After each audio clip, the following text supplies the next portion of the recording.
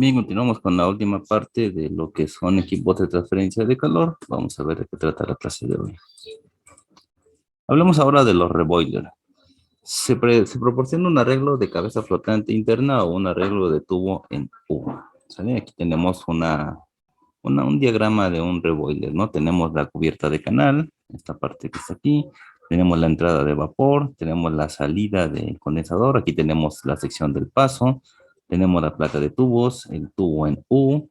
Tenemos la coraza, la salida de vapor, la cubierta, la prensa y la salida de líquido caliente. Acuérdate que estamos hablando de un reboiler. Este está calentando un fluido. ¿Vale? Para proporcionar un espacio de vapor por encima de un haz de tubos, se hace una coraza de mayor diámetro. En la operación de destilación se utiliza un hervidor para cumplir con los requisitos de calor latente en el fondo de la columna, es decir, para convertir un líquido en vapor. ¿Vale? Y bueno, aquí tenemos que es la misma o la imagen parecida a la que teníamos en la acción anterior. Este es un reboiler tipo marmita. ¿Sale? Lo tenemos aquí. Hay una pequeña diferencia en esta sección comparado con el que es de forma eno. ¿Sale? Este es un tipo marmita. Ahí está. Tenemos entonces el reboiler tipo marmita, ¿no? Consiste en una capa agrandada que contiene un haz de tubo relativamente pequeño. En un extremo del haz, los tubos se expanden en una placa de tubos estacionaria sujeta entre la coraza y la brida del canal. En un canal se incorpora una partición de paso para que la entrada y la salida del fluido del lado del tubo se proporcionen en el mismo canal. En el extremo opuesto del haz, los tubos se expanden en una placa de tubos que flota libremente. Los tubos pueden expandirse libremente. La coraza está provista de conexiones de entrada y salida de líquido en la parte inferior, como se muestra en la figura. Se proporciona una salida de vapor en la parte superior. Se incorpora un vertedero en la coraza para mantener un charco de líquido en la coraza de modo que el haz de tubos permanezca sumergido en el líquido. El medio de calentamiento, generalmente vapor, fluye a través de los tubos y el condensado se elimina a través de una trampa de vapor. El líquido a vaporizar se introduce en la coraza ampliada a través de una entrada de líquido. El líquido a vaporizar se introduce en la coraza ampliada a través de una entrada de líquido. El haz de tubos siempre está sumergido en una piscina de líquido hirviendo y para este propósito se incorpora un vertedero de reposo en la carcasa que se aparta del haz de tubos. La transferencia de calor al líquido en ebullición tiene lugar desde una superficie sumergida. La coraza es de gran diámetro principalmente para la separación del vapor y el líquido. Los vapores se generan, se separan y se eliminan por la parte superior y el líquido no vaporizado se derrama sobre el vertedero y se extrae como un producto de fondo a través de una salida de líquido dispuesta en la parte inferior de la coraza. Tenemos entonces el intercambiador de tubos con aletas o intercambiador de superficie extendida. Cuando el coeficiente de transferencia de calor de uno de los fluidos del proceso es muy bajo en comparación con el otro, el coeficiente de transferencia de calor total se vuelve aproximadamente igual al coeficiente más bajo. Esto reduce, esto reduce la capacidad por unidad de área de la superficie de transferencia de calor y por lo tanto hace necesario proporcionar un área de transferencia de calor muy grande. Tales situaciones surgen a menudo en el calentamiento de líquidos viscosos por condensación de vapor o un líquido caliente de baja viscosidad, el calentamiento de una corriente de aire o gas por condensación de vapor. El coeficiente de transferencia de calor del lado del aire o del gas es muy bajo en comparación con el coeficiente de la película del lado de vapor de condensación y el coeficiente del lado de vapor de condensación puede ser de 100 a 200 veces el coeficiente de la película del lado del aire o gas. ¿Sale? En tales casos, es posible aumentar la transferencia de calor aumentando o ampliando el área de superficie en el lado del coeficiente limitante, el lado del aire, gas o líquido viscoso, con la ayuda de aletas. El área de transferencia de calor de un tubo o tubería aumenta sustancialmente al unir las piezas de metal. Las piezas metálicas empleadas para extender o aumentar la superficie de transferencia de calor se conocen como aletas. Las aletas se emplean más comúnmente en el exterior de los tubos. Un ejemplo de un intercambiador de calor de superficie extendida es el radiador de un automóvil. Los tipos comunes de aletas superficies extendidas son las siguientes: aletas longitudinales y aletas transversales. Las aletas longitudinales se usan cuando la dirección del flujo es paralela al eje del tubo, mientras que las aletas transversales se usan cuando la dirección del flujo es transversal, es decir, cuando hay un ángulo recto a los tubos. En el caso de las aletas longitudinales, largas tiras de metal o canales se unen al exterior de una tubería. Las tiras se unen ya sea ranurando y martillando el tubo o soldando las tiras continuamente a lo largo de la base.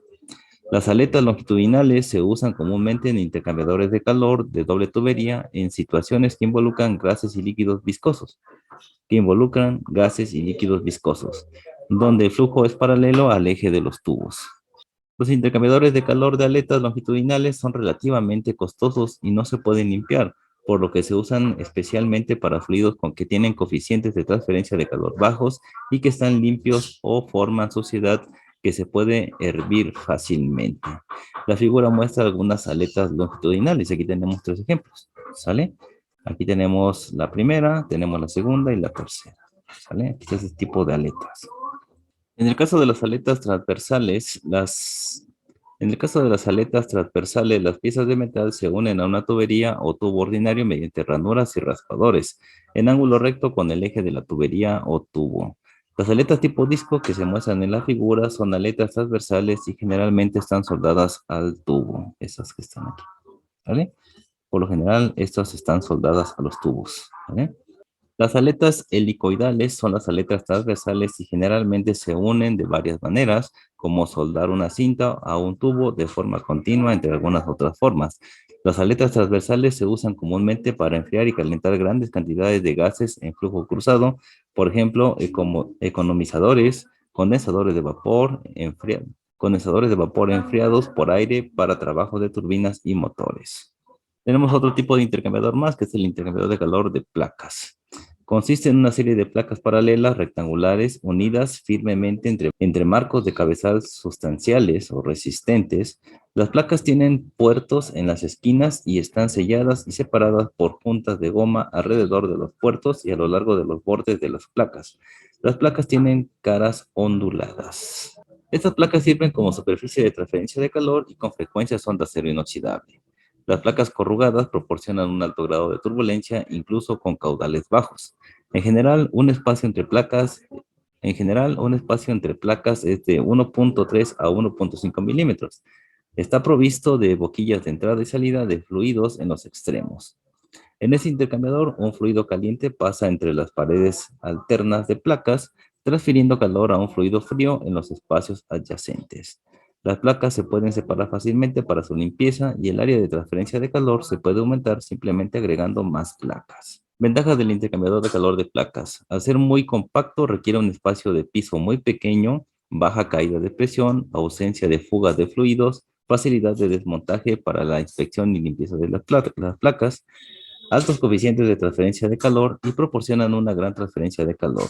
Tienen áreas muy pequeñas. Los intercambiadores de calor de placas son competitivos con los intercambiadores de coraza y tubos, donde se requieren materiales resistentes a la corrosión. Dado que con estas unidades se dispone de una gran superficie para un trabajo determinado, es posible el funcionamiento con una pequeña diferencia de temperatura.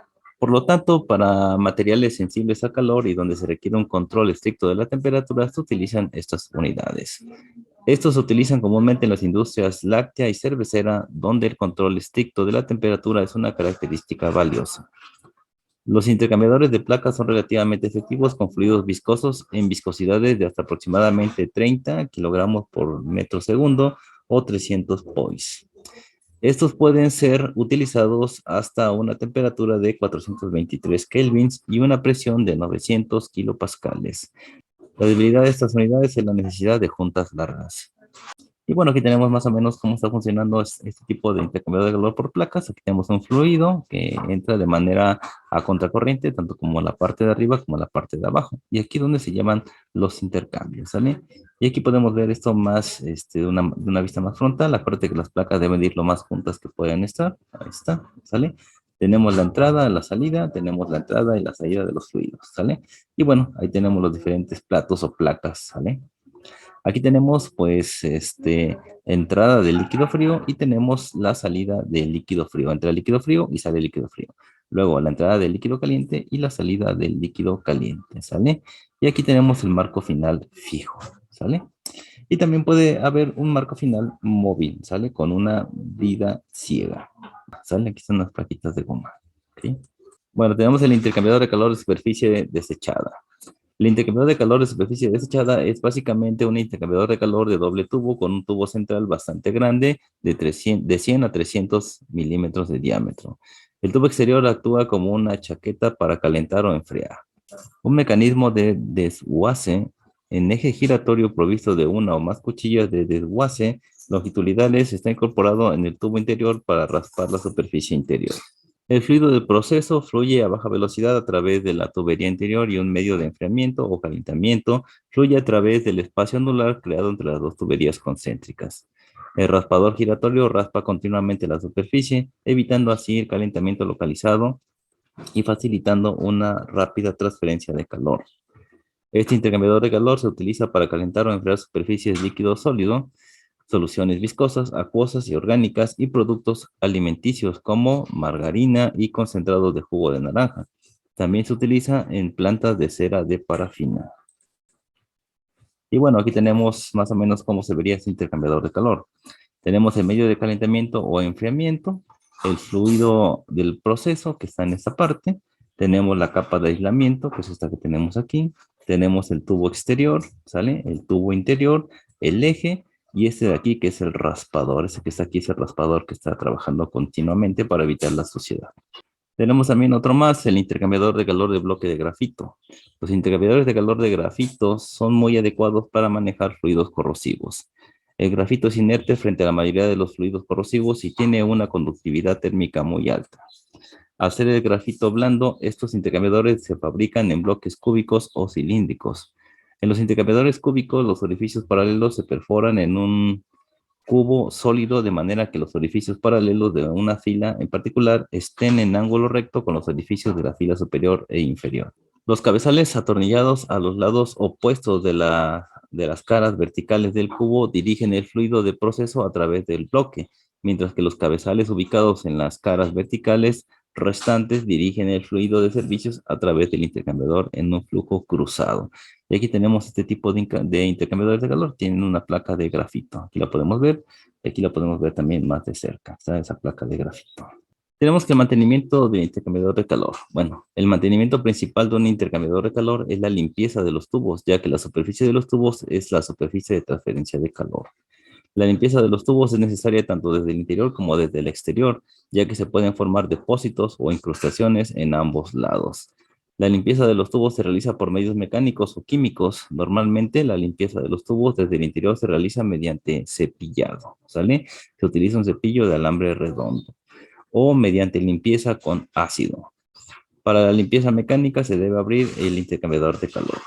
El reemplazo de las juntas es esencial para evitar fugas cuando se abre para la limpieza. En caso de limpieza con ácido, el ácido diluido, puede ser el clorhídrico, se hace circular a través del intercambiador de calor durante un periodo predeterminado. Luego se hace circular el medio alcalino para neutralizar el ácido residual y finalmente se enjuaga el intercambiador de calor con agua blanda fresca. La limpieza con ácido puede adoptarse para la limpieza externa de los tubos. La limpieza se puede realizar periódicamente o durante la parada de la planta. Hay posibilidades de que se produzcan fugas a través de la placa de tubos que pueden rectificarse mediante soldaduras. Después de un largo periodo de funcionamiento, dependiendo de las condiciones de servicio, los tubos pueden corroerse, lo que resulta en una disminución del grosor de los tubos, lo que se puede juzgar mediante una prueba de sonido. El tubo corroído puede requerir reemplazo o rellenado por soldadura. Un tubo que tenga fugas en cierto punto debe aislarse del servicio tapando ambos extremos del tubo. Y bueno, eso sería todo por este video. Espero que te haya gustado. Nos estamos viendo en el siguiente. Bye bye.